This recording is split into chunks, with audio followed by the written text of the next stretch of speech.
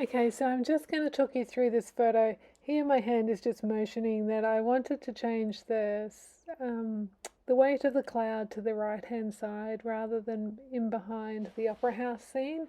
So I flipped the photo in my photo reel just to make it a little bit easier to remember and work from as reference. Here I've wet the center where I want to keep it white, and then I'm adding some color, a cool yellow. I think it was a called primary yellow or Windsor lemon, and I add a little touch of Indian yellow deep to that here to get a little bit stronger yellow coming through.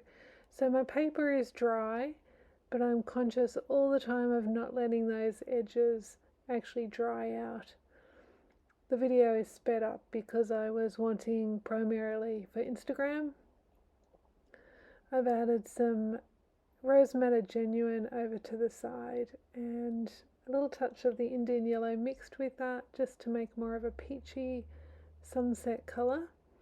I spritzed ahead of myself there just to make sure that that paper stays damp at the top edge while I'm working on a different area. Initially I cut around the opera house, and then I realised the whole of the opera house is in shadow. Where I'm stalling there and thinking about it, it's me realising I could just go over that with cerulean blue because that puts a cool shadowy tint on the white of the opera house already, and it forms part of my first wash rather than having a line where the sky stops in behind the opera house. Again, I'm conscious of that top edge. I don't want that to dry like a line, but I'm using a lot of moisture in my paint colours. So that was clean water just to wet ahead of myself to stop that having a line while I work elsewhere.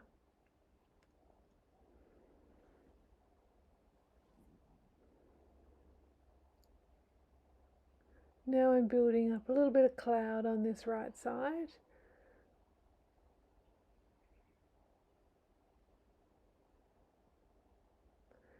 And I can only add colour where the paper still has a sheen.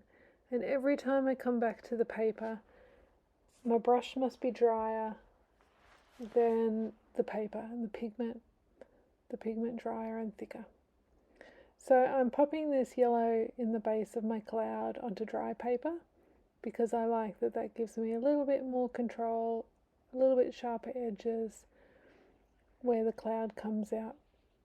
But on the right hand side, the cloud comes right down into that pinky peachy tone that I've already set up.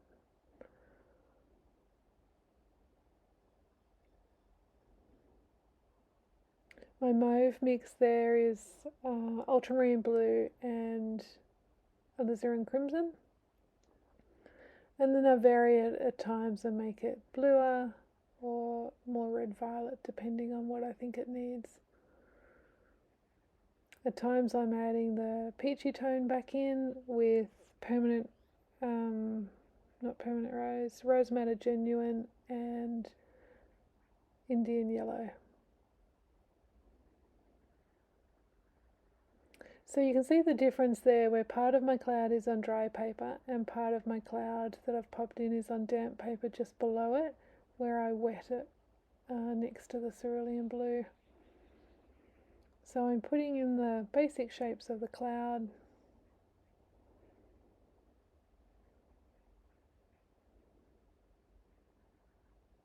I love there's a little happy accident there with some little white edges over to the right near the top which remained, and I make a little bit more of a feature of those. I'm always conscious to be looking before I put the paintbrush down with the next stroke so that if something just has a little bit of dry paper and that works well as a highlight, it gives me time not to automatically paint over it.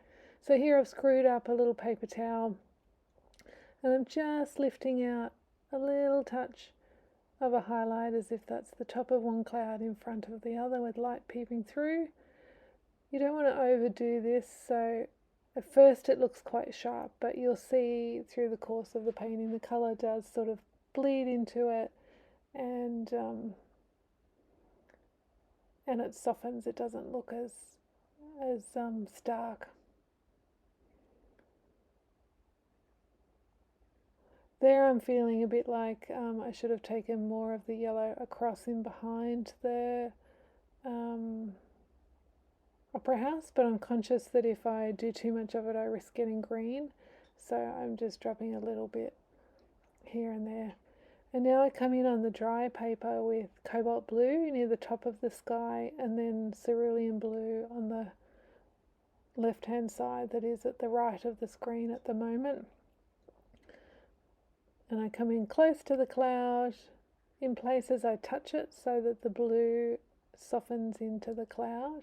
I don't want a hard edge all the way around. And often with this type of cloud I leave a big fluffy white part of the cloud, but for these clouds there's not, at late sunset there isn't that white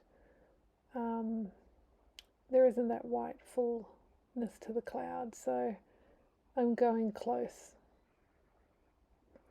And so I've changed from from cobalt blue to cerulean with a little touch of mauve in it. I don't want it really clean blue, if that makes sense, because I want it still to look a little bit like a misty bit of cloud in amongst that blue sky.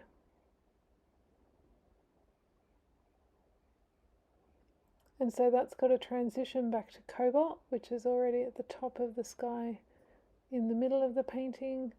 So wet into wet, I put the cobalt next to the cerulean so that one blends into the other. And I'm working upside down just so that it's a little bit closer to me. I don't run the risk of dropping a blob of paint onto my otherwise finished sky. It's always important to wipe the paint off the tape at the sides. You'll notice in my other videos I very rarely tape anything down. This paper's been on a roll, and so I actually am having trouble getting it flat, so I've had to tape it to work on it. Otherwise it's got a huge amount of pressure behind it to curl back up.